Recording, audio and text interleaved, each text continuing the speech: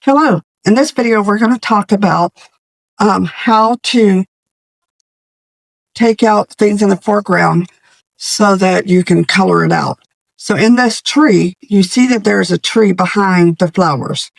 So when you actually take your flower and you're going to put it on here, you can see that with shaping and everything, you're going to see the image behind your flower that you have shaped and wired and prepared to put on the front of this print. So there is a solution to this. What you could do, you can use paint, but you can also even try to use your markers. So here I want to show you how we did this. On this print, we built our tree, and we did that in our first class. And then we thought about our flowers and said, well, how are we going to get this out so that we can actually set the flowers on here and let them kind of come forward without seeing the one on the background. So you can see that that actually did a good job. And I'll show you here because I'm going to have to color these leaves out. So whenever I place them, you won't see the double image on the flower. So here's this leaf here. So with it being shaped, you can see the light part under this leaf. So what we're going to do on this particular print, we're going to use Tombow marker 899. And since this is the background here is about this color, you can color the light areas with this. And you can just take your finger. See how I did that?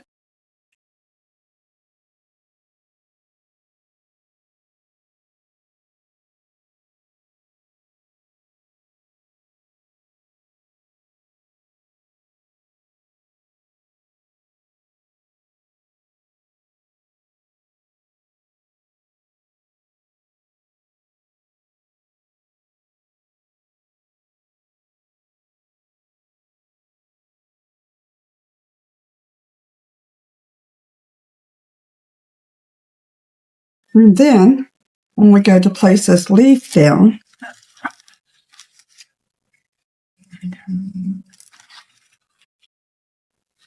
we'll have to get a little bit more of it. See how you can have it come up now?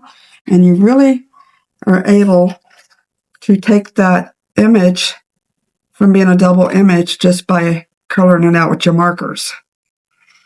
All right, now let me show you another area where we would want to do that.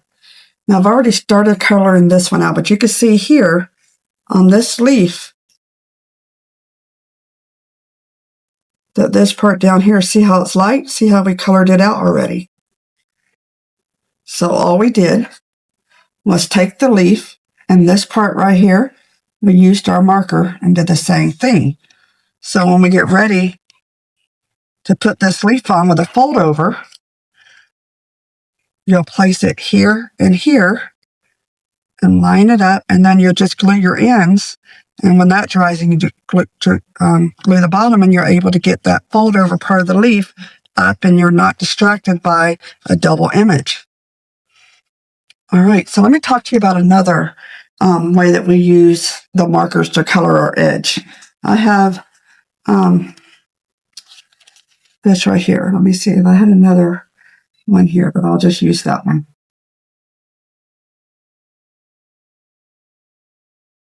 All right. Okay. So you want to see, how to color the edge of something so you don't see the white edge. If you put this in your picture and you have a lot of white edges, it can become distracted. So what you want to do is you want to just lay a marker down and try and see if that would be the right color. And here's another purple. So you can tell that that one's going to be too dark. So we went, for this print, we went to go ahead and use the 620 to color our edge. And you want to color your edge with the white facing you. So when you color your edge, if you slip, you're not going to go over the front of your print. See how if I made an accident, I'm coloring the back. And you just color your white edges all the way around.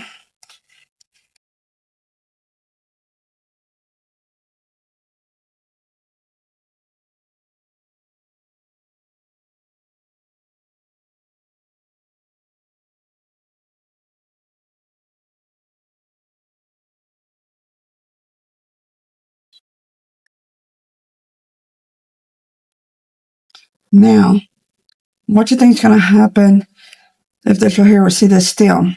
If I was coloring my edge right here, and I colored this here, that's going to be distracted because it's the wrong color.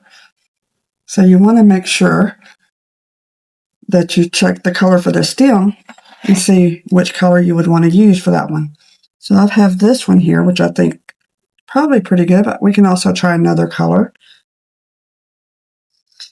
So here's where you would make a choice. I think I'm going to go with that color. I think it's the closest. And then I would just do the stem that color. And then you can also lay it on a piece of paper sometimes if it's really small, and it helps you get that coverage. Now we're going to go back to our light purple and finish coloring the flower.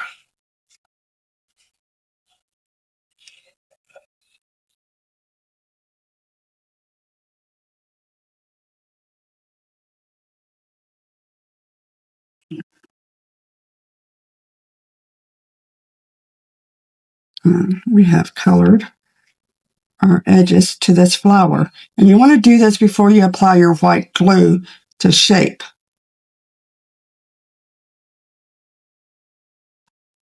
So now let me just talk to you a little bit about the basic techniques of Paper Tole.